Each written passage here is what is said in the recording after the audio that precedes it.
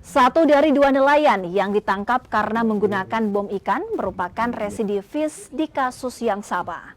Keduanya mengebom ikan di perairan Kabupaten Raja Ampat, Papua Barat Daya. Kedua pelaku nekat menggunakan bom ikan lantaran terhimpit masalah ekonomi. Pada pukul 17 di perairan Pulau Senapan, Kabupaten Raja Ampat, atau pada posisi koordinat 053,78 itu menemukan satu unit perahu yang dicurigai sedang berlabuh.